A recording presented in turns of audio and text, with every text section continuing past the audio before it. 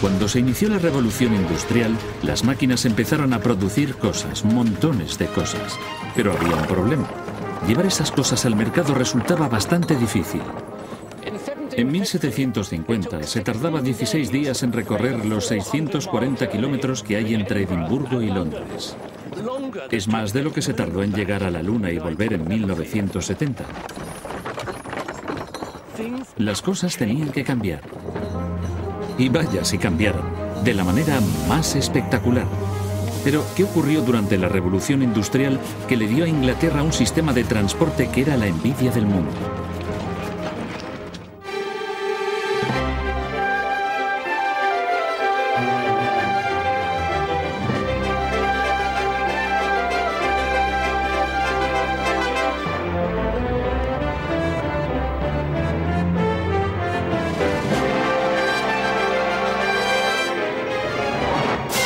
¿Qué hizo la revolución industrial por nosotros?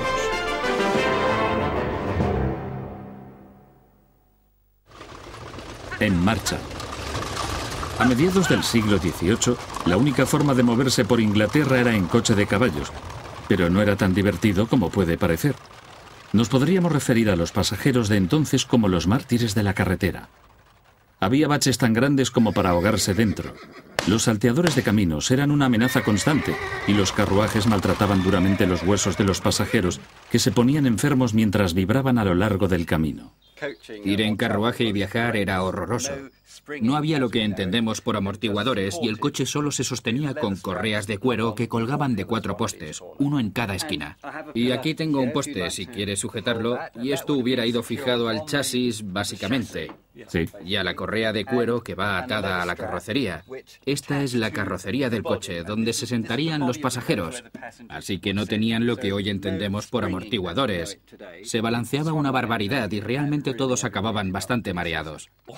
Entonces, ¿cuándo descartaron esta idea del poste y la correa? En 1804, cuando un hombre, Obadiah Elliot, logró ese gran avance que revolucionó la construcción de carruajes. La innovación de Obadiah era simple. Cogió 2 barras de hierro, las trabajó en su forja formando un islote en las puntas y luego curvó cada trozo formando una media luna. Cuando se enfriaban, las 2 partes encajaban perfectamente tomando una forma elíptica característica, y así dio con una solución maravillosamente sencilla que le hizo famoso. Y aquí está el producto terminado. Este es el muelle elíptico y así es como funciona. ¿Lo ve? Voy a probar. Sí, muy robusto, muy resistente. Y esto es la suspensión. Y aquí es donde se asienta en el eje. De forma que este único muelle es lo que junta el eje con la parte del carruaje.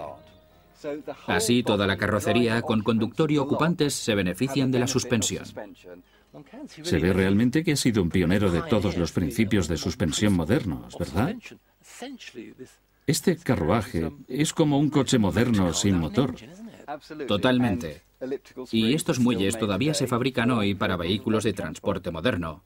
Un invento fantástico. ¿Sí? Un tipo listo.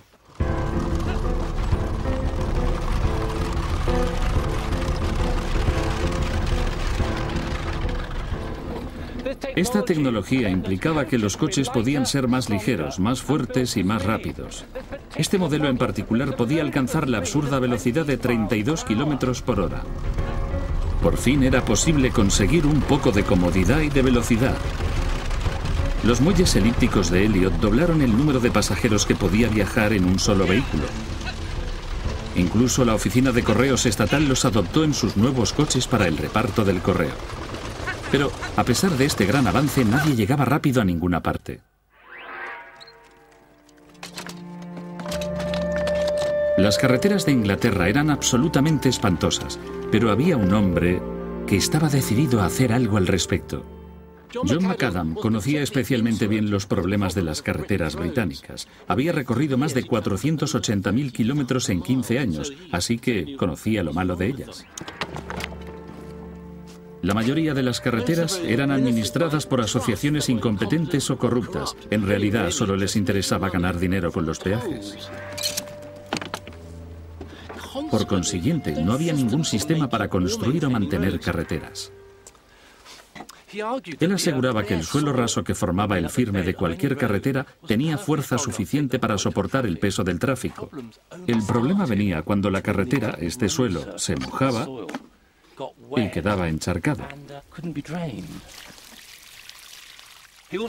También observó la rueda y comprobó que la superficie de la rueda que estaba en contacto con el agua en un momento dado medía solo 12 centímetros cuadrados. Por tanto, si en la carretera no había ninguna piedra de más de 12 centímetros, la rueda del vehículo se deslizaría con suavidad. Dio la orden de romper las piedras y de clasificarlas en 3 tamaños diferentes. Estoy sentado en un montón de piedras de las más grandes. Estas piedras grandes se usaban en la base de la carretera, directamente sobre el suelo. Y con las piedras de tamaño mediano, como estas, se hacía la capa siguiente, la intermedia. Y las piedras más pequeñas se usaban para la superficie superior de la carretera. Eso hacía el camino muy llano. Cuanto más se usan, mejores son estas carreteras, porque al pasar los vehículos, sus ruedas iban compactando el firme, dejando una superficie lisa y bien drenada. En los años 1820, algo muy parecido a una red nacional de carreteras estaba emergiendo en Inglaterra. El tiempo de los viajes llegó a reducirse en un 80%, y el número de personas que viajaba era 15 veces superior al de 40 años antes. Los fabricantes ya podían llevar sus productos a nuevos mercados por todo el país y más allá. Cuando el gobierno emprendió la construcción de una nueva ruta hacia Irlanda, quería que fuera la mejor carretera que se había hecho nunca, y designaron a Thomas Telford para construir la arteria de Londres al ferry de Holyhead. La carretera de Telford iba a ser monumental, una propuesta muy distinta del planteamiento de baja tecnología de Macadam. Había que construir esta carretera a través del paisaje. Tenía 9 metros de ancho y drenaba sobre cimientos de piedra sólida. Telford abrió unas franjas colosales a través de las colinas y creó enormes muros de contención para mantener el nivel de la carretera. Pero el mayor reto de Telford fue el estrecho de Menai, una extensión de agua de notorio riesgo, el obstáculo más desalentador. Telford sabía que se necesitaba un puente, pero tenía que ser un puente como nunca se había visto antes, porque la extensión del estrecho de Menai era absolutamente enorme. Podía haber construido simplemente un puente de lado a lado como este, pero se rompería. La manera convencional de sostener un puente es por abajo, mediante arcos o pilares. El peso del puente se traspasa a estos soportes que se empotran en el lecho del río. Ahora este tipo de puente funciona muy bien, pero por desgracia para Telford esto no era una opción. El almirantazgo utilizaba el estrecho e insistía en que el puente tenía que ser bastante alto como para permitir que sus barcos de guerra con sus altos mástiles pasaran por debajo de él. Telford empezó a diseñar planos para un tipo de puente distinto. No era una idea nueva, pero nunca se había intentado a una escala como esta. Construyó una serie de cadenas de hierro macizas con eslabones de 2,74 metros de largo y que pesaban cientos de kilos. Cada extremo se anclaba en túneles subterráneos cortados en lo profundo de la roca. El 26 de abril de 1826, 50 hombres levantaron la primera cadena en el aire hasta lo alto de las 2 grandes torres, acompañados por una banda de música para que lo hicieran al tiempo.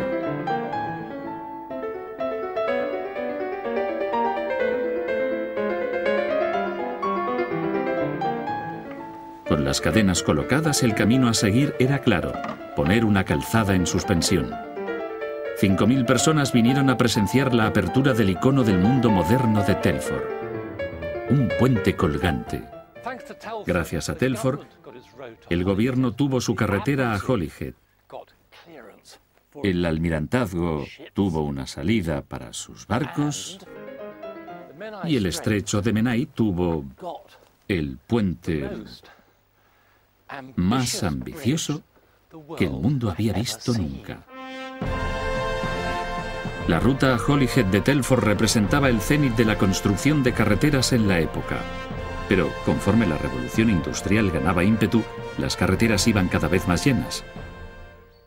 Y las carreteras tenían otra gran desventaja.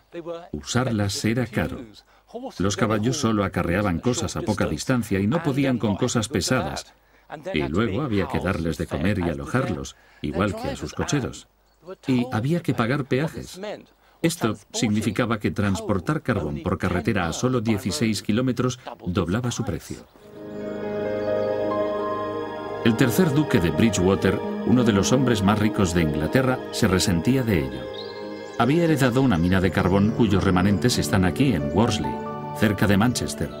Funcionaba con pérdidas, pero el duque sabía que podría sacar beneficios, solo si transportar este carbón fuese más barato. Contactó con un constructor de molinos medio analfabeto llamado James Brindley para que le ayudara a hacerlo. Al recibir el encargo, Brindley se metió en la cama durante 3 días para soñar con la manera de conseguir el ambicioso plan del duque. Brindley soñó con inundar las minas y llevar el carbón flotando directamente desde la mina hasta el corazón de Manchester. Los caballos seguirían proporcionando la fuerza, pero el agua llevaría la carga.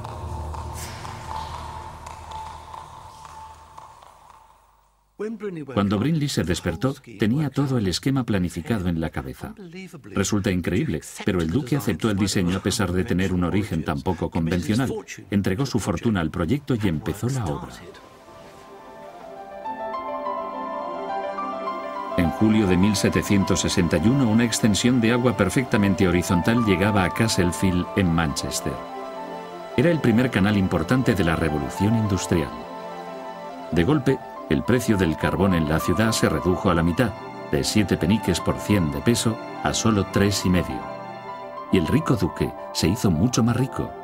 El canal de 16 kilómetros del duque fue recibido como la maravilla de la época, pero para Brindley esto solo era el principio. Al no haber en Inglaterra un lugar a más de 100 kilómetros del mar, él vio que los canales podían ser un enlace vital para conectar cualquier parte del país con un puerto y desde ahí a cualquier parte del mundo. Construyó esclusas para llevarlos por las colinas, acueductos para llevarlos por los valles, juntó 2 ríos y luego trató de hacer lo que nadie había hecho antes.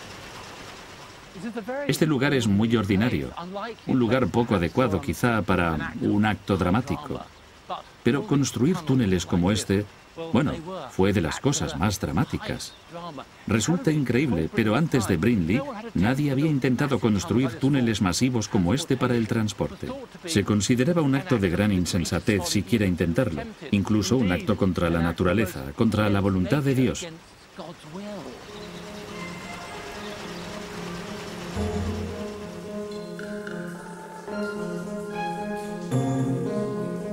A pesar de ello, Brindley siguió adelante, perforando una línea recta de más de 1,5 kilómetros que atravesaba la colina. ¿Cómo lo había hecho? Este hombre medio analfabeto y autodidacta había trabajado sin descanso para comprender cómo debería construirse el túnel, y lo hizo todo sin cálculos escritos ni dibujos, sin dejar ningún documento, excepto las obras mismas. Utilizando un telescopio para alinear los marcadores por toda la cresta de la colina, Brindley jalonó una ruta para la gran excavación.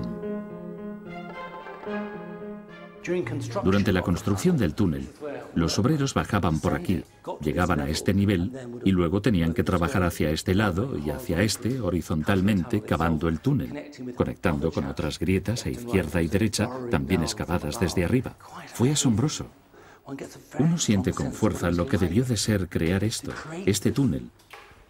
Uno puede entrar en la mente de los obreros. Uno puede ver lo duros que eran, lo elementales que eran cortando la roca viva.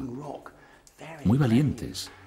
Este lugar todavía tiene el poder de conmover y, desde luego, el poder de aterrorizar.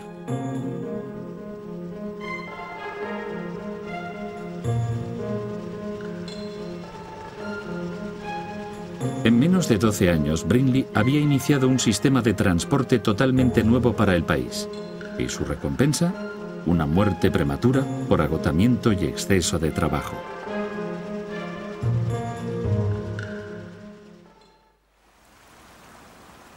A principios del siglo XIX, 50.000 personas trabajaban en las vías navegables de Inglaterra. En lugares apartados, las industrias caseras se convirtieron en grandes centros de fabricación con miles de empleados. Todo esto significaba que había un mundo nuevo creado por la industria, a excepción de una cosa. Todo seguía dependiendo de la fuerza del caballo, una bestia en la era de las máquinas. Pero entonces llegó la noticia de que en Bristol un tal George Pocock había encontrado el recambio. Pocock ya era un hombre conocido. Había creado una máquina para zurrar a los alumnos de mala conducta. Pero esta vez había hecho un aparato nuevo que podría reemplazar en todo al caballo.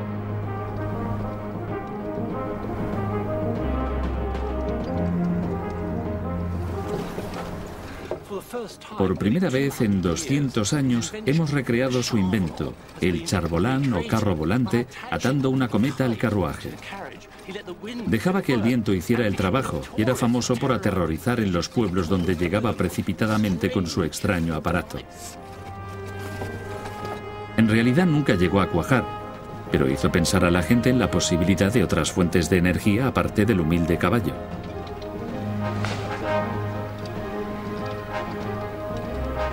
Pero estábamos en la era industrial. La revolución del motor no iba a caer del cielo. El futuro estaba en la mecánica y la maquinaria. La energía del vapor se había aprovechado durante años en gigantescas máquinas industriales. Funcionaban con vapor a baja presión. Un joven ingeniero de Cornualles, Richard Trevithick, empezó a trabajar en una máquina usando una nueva y potente tecnología que muchos consideraban altamente peligrosa. Utilizando una caldera pequeña pero resistente, se podía contener el vapor a alta presión. Si la caldera no explotaba, entonces se disponía de una cantidad de energía enorme cuando el vapor era liberado. John, desarrollar una máquina de vapor a alta presión hizo posible crear una máquina de vapor muy potente y ligera. Trevithick cogió la tecnología existente, que era la de James Watt, vapor a una presión de 1,5 kg y motores arquitectónicos enormes empotrados en casas del motor. Cosas macizas que pesaban más de 1000 toneladas. Y aumentó la presión del vapor 20 o 30 veces. Por eso fue capaz de miniaturizarlo todo, lo cual le permitió hacer máquinas móviles. En 1801, Trevithick soltó algo nunca visto en la carretera de Camborne a Tahiti ni en ninguna otra carretera para el caso. Lo bautizó como Puffing Devil, o Diablo Soplando, un aparato extraordinario. ¿Cuáles son las características físicas de una máquina de vapor a alta presión? Bueno, esta es una unidad autónoma, así que todo está aquí. Lleva una caldera y un motor combinado. Bien. Este tambor negro de aquí es básicamente la caldera que contiene el agua. Ya. Y en este extremo hay un cilindro vertical, solo uno, con 18 centímetros de diámetro y 40 centímetros de carrera. Eso hace que el pistón se mueva arriba y abajo, 40 centímetros. Eso funciona arriba y abajo. Con esa barra del pistón levanta y baja esa viga que tira de aquí conectando las barras y hace rotar el eje trasero, que es el eje de la manivela. Este tipo de invento, la máquina de vapor a alta presión, tenía mucho potencial, ¿no? Sí, este fue el primer vehículo del mundo que tuvo éxito y el antecesor de todo el transporte moderno por carretera. Podemos seguir su revolucionario desarrollo a través de varias máquinas hasta llegar al coche moderno con motor. Esta máquina lleva incorporados 4 dispositivos de seguridad que, si los hubiera patentado, hubiera tenido una baronía, fortuna y bienes y todo lo demás, pero no lo hizo. Sin embargo, se siguieron usando durante toda la era del vapor y algunos todavía se usan en centrales nucleares. Increíble, ¿verdad? Un tipo increíble. Pero ocurrió un desastre. En un accidente difícil de entender, Trevithick estrelló su carruaje de vapor, pero se alejó de la escena para tomarse un par de cervezas en el pub local. Con todos sus dispositivos de seguridad, el Puffing Devil había estallado. De todos modos, corría el año 1801 y las carreteras aún no estaban realmente como para soportar el aparato de Trevithick, que era mucho más pesado que cualquier otra cosa en la carretera. Desanimado, volvió a las minas. Y allí vio que su próximo avance había estado delante de sus narices toda su vida. Raíles.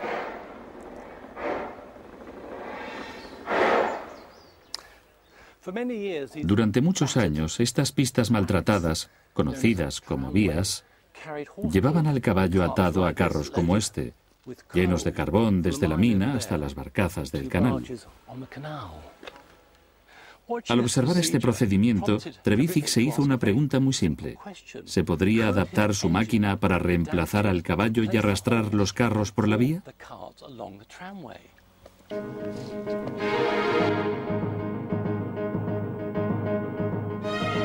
En 1803, el genio de Cornualles se puso a trabajar para traspasar la fuerza de su máquina a este nuevo y emocionante fin. Una vez más, Trevithick había tenido un acierto monumental. Su mente brillante había conseguido esto, la primera locomotora de tranvía del mundo. El caballo estaba en grave peligro de quedarse sin trabajo.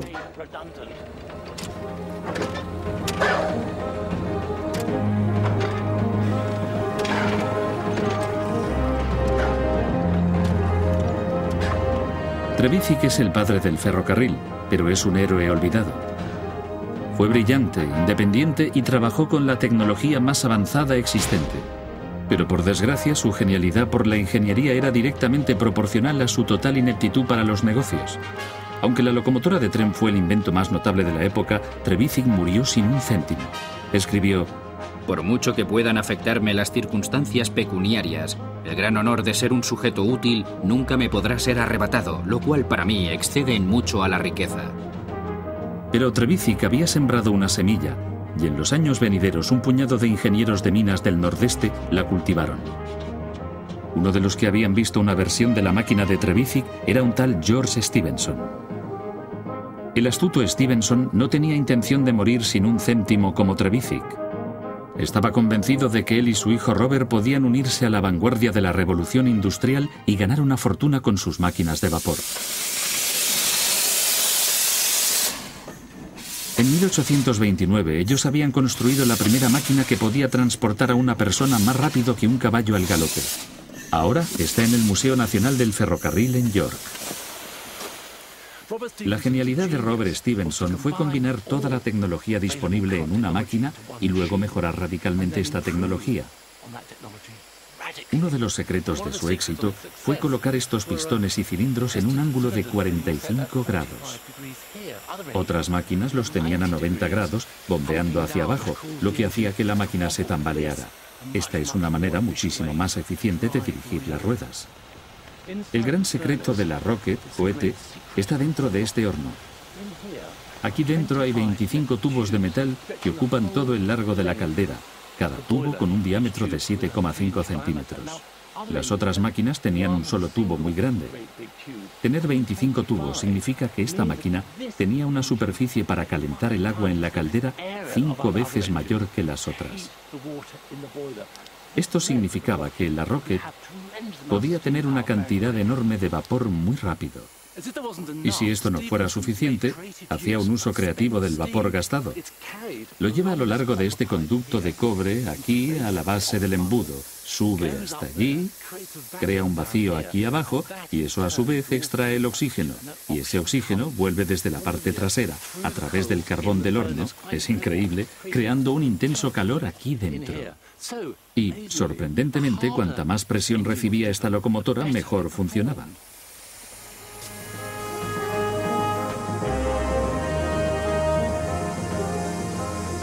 La Rocket de Stephenson se presentó a un concurso público destinado a establecer de una vez por todas el futuro del transporte en tren. En las pruebas de Rainhill, las mejores locomotoras de la época lucharon por el derecho a operar en la nueva línea de ferrocarril de Liverpool a Manchester. La Rocket barrió a las demás competidoras. Los pedidos llegaban a montones y la fortuna de Stephenson estaba garantizada. Un mes después de su inauguración, el ferrocarril de Liverpool a Manchester había forzado el cierre de más de 14 diligencias que hacían el mismo recorrido a diario. En su primer año había llevado casi 500.000 de pasajeros y había anunciado el fin del transporte por canal. Ahora todo el mundo podía viajar. Se abrieron los suburbios porque la gente ya no necesitaba vivir junto a su trabajo.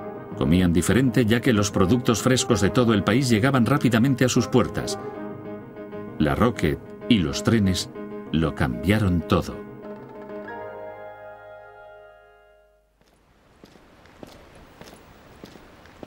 Pero, sorprendentemente, la revolución del transporte en Inglaterra durante la era industrial llegó incluso más lejos aún. En 1809 se había escrito un documento extraordinario. El año pasado hice una máquina, y cuando una persona corría hacia adelante en ella, la levantaba con tanta fuerza que casi no podía tocar el suelo, y con frecuencia la levantaba y la transportaba varias millas. El autor era George Cayley. Había inventado otras cosas, el primer miembro artificial y también el huerto familiar. Pero tenía otros intereses que ocupaban su mente privilegiada. Cayley observó el mundo a su alrededor, la naturaleza, buscando pistas para saber por qué ciertas criaturas se movían por el aire y el agua con aparente facilidad. Estos bocetos del cuaderno de Cayley demuestran una comprensión de las formas naturales que ofrecen mínima resistencia. Supongo que hoy se diría que estos dibujos representan un estudio de la aerodinámica. Sus cuadernos revelan que hizo una observación crucial mientras observaba a los pájaros planeando en el aire. Cayley estaba intrigado y tomó la determinación de encontrar el secreto que mantiene a los pájaros en el aire. Ingenió una manera para poder estudiar la acción de un ala de pájaro a corta distancia. Ian, esto es una copia de la máquina construida por George Cayley. ¿Me puedes explicar cuál es la fuerza que identifica y demuestra? Bueno, demuestra que si mueves un avión por el aire, te eleva. A él le interesaba mucho esto porque observaba a los pájaros batiendo sus alas. Pero esto demuestra que puedes elevarte sin batir las alas, solo moviendo el avión por el aire. Parece muy sencillo, pero esto era increíble en la época, uno de los conceptos más innovadores. Y pensar que esto ocurría en los años 1790. Sí. Cuando la gente solo se interesaba por el vapor. Sí. Y George Cayley ya pensaba en la navegación aérea. Se lanzó a hacer una serie de pruebas y observaciones, y lentamente llegó a entender mejor cómo controlar la estabilidad y la dirección de un objeto en vuelo. Después de 3 años de experimentos, Cayley propuso un concepto totalmente nuevo. Cayley había diseñado la primera configuración moderna de un avión de la historia, con su plano principal fijo y un timón ajustable y de profundidad. Había trasladado la naturaleza a una expresión puramente científica.